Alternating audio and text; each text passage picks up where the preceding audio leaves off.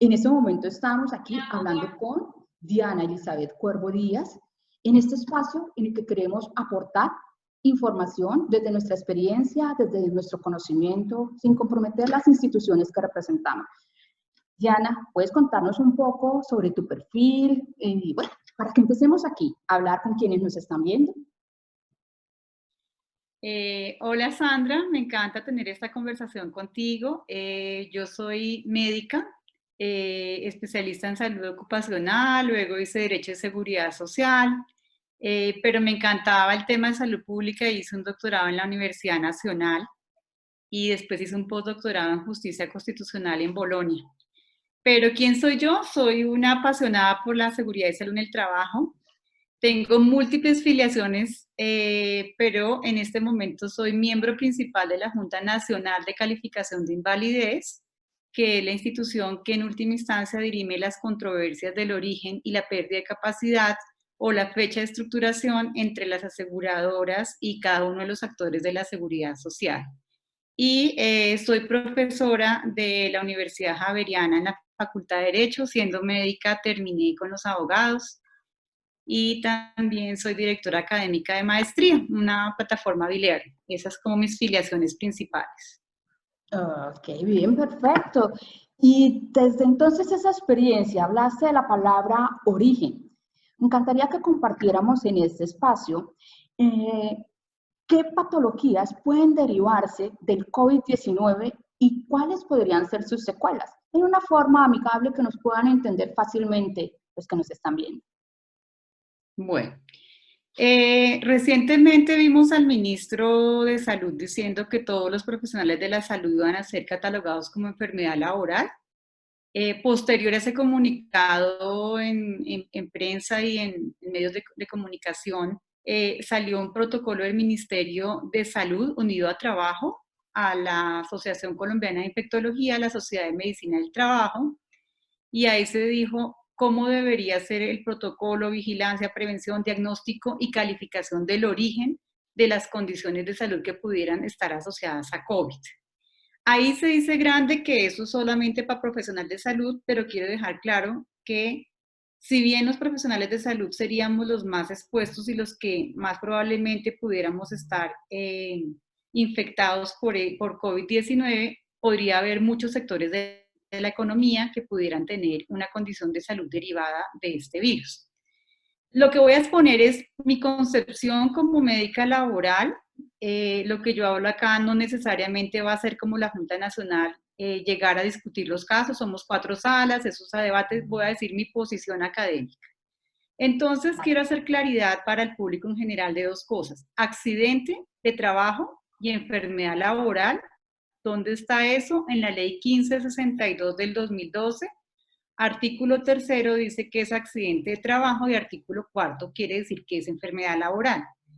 En palabras sencillas, accidente de trabajo es todo suceso súbito, o sea, un accidente, de un momento a otro yo tengo un suceso repentino y tiene que haber una lesión física, estructural, funcional para que se configure el accidente.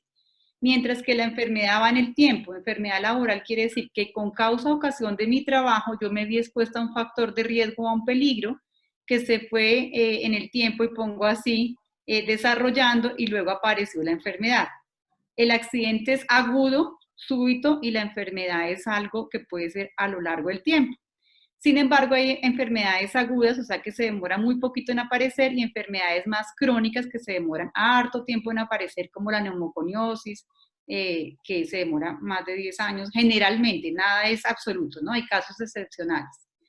Entonces, en COVID puedo tener accidente de trabajo. ¿Cuándo? Cuando, por ejemplo, un trabajador de salud se salpica con un paciente con COVID, cae en sus ojos o le cae esputo en la cara, o no sabía que tenía el COVID y estuvo muy cerca, menos de 2 metros, hablando con él por más de 15 minutos, y luego confirman que ese paciente tenía positivo el COVID.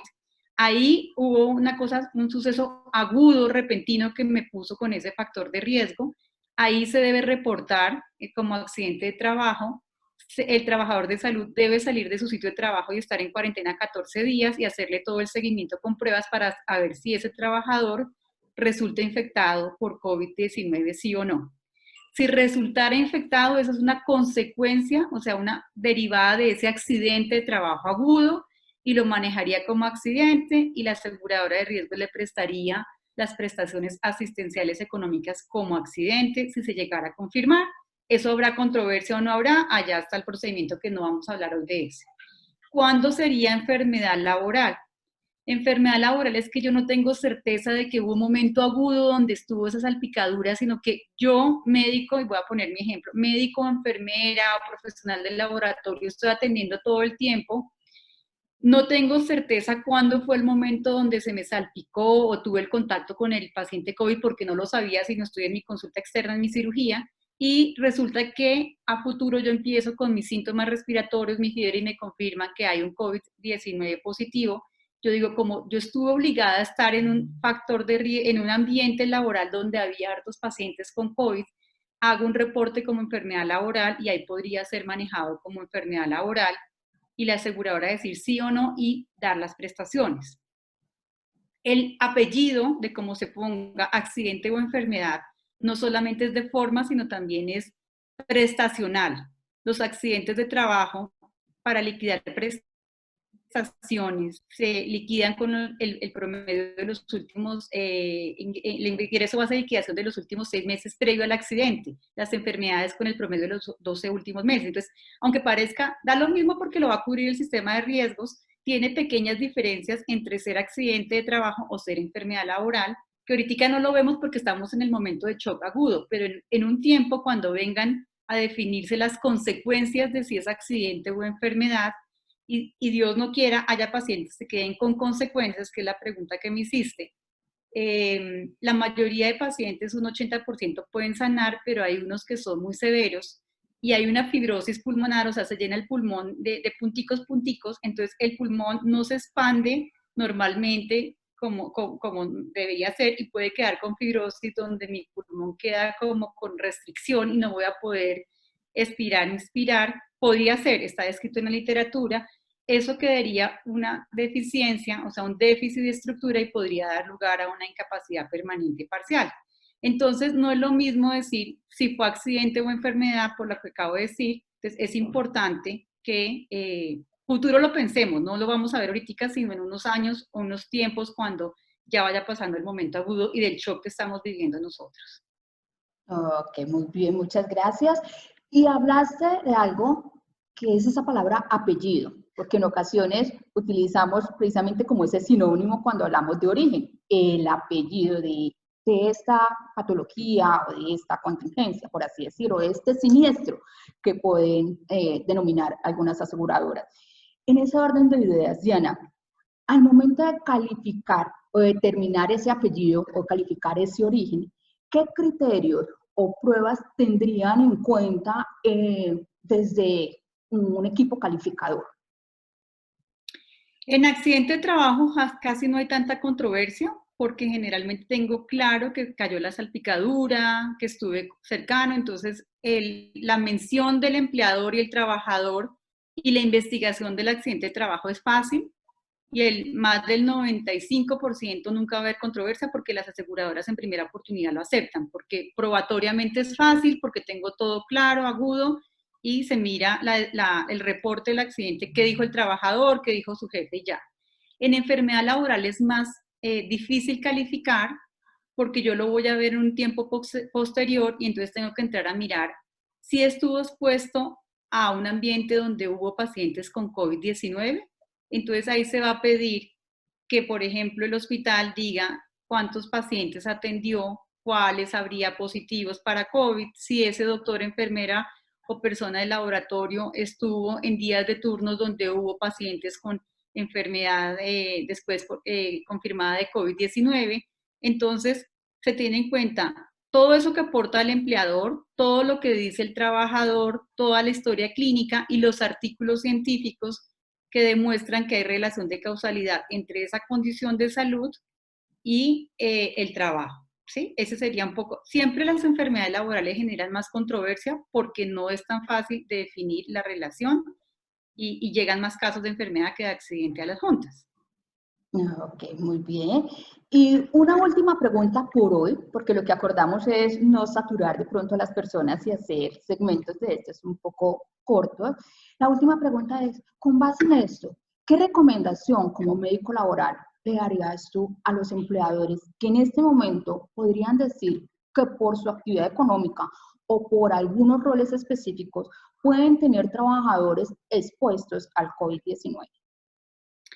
Primero que todo, yo siento que este es un reto muy grande para los empleadores y los trabajadores. Primero porque no siempre estábamos preparados. Impone una necesidad de adquirir elementos de protección personal que normalmente no estaban estipulados que iban a tener en sus sistemas de gestión. Y si bien los quieren adquirir, van a estar agotados o van a ser escasos. Entonces yo les digo es que hay unas actividades que por reglamentación son las exentas de estar en cuarentena, ¿sí? Esas que están exentas tratemos de cumplir todos los elementos de protección y si no los conseguimos tratemos de buscar alianzas entre empleadores, trabajadores. He visto chats donde dicen, ¿dónde se consigue el tapabocas N95? Está agotado, pero tengo tal mascarilla. Entonces se ha tratado de unir para hacer compras masivas y ayudarnos. Entonces, pienso que este es un momento de solidaridad donde poder darle a nuestros trabajadores todos los elementos requiere que los grandes que pueden tener más acceso le ayuden a los pequeños, que entre gremios nos ayudemos para garantizar que le estoy dando todas las medidas de protección a mis trabajadores. Segundo, que pensemos siempre que lo que le está pasando al otro podía ser yo el que estoy ahí, ¿sí? Entonces, ponerme en los zapatos de si yo no necesito o a tales turnos, entonces ponga, a mí me gustaría, yo pensaba hoy que si yo fuera ese trabajador o fuera mi hermano, mi mamá, lo pusieran a hacer eso o los pusieran a eso. Entonces, hagamos como si fuera yo el que estuviera en ese papel. Y finalmente, yo siempre he dicho, esto es una oportunidad, si trabajamos unidos, si compartimos saberes, yo puedo ser médica, pero necesito de un ingeniero, de un abogado, y todos trabajamos unidos, creo que podemos superar esto y salir fortalecidos como país. Eso es lo que yo creo de manera personal. Ok, bueno, muchas gracias, Diana, por este tiempo. Entiendo que ustedes en este momento tienen un trabajo súper arduo como junta y bueno, con tus otras actividades. Así que gracias en nombre de las personas también que nos están viendo por compartir ese saber, por compartir esa experiencia y ese conocimiento. Y espero prontamente poder hablar de otro tema contigo, continuar hablando con Diana Cuervo. Muchas gracias. Es un honor estar acá y mucha suerte a todos y fue un placer.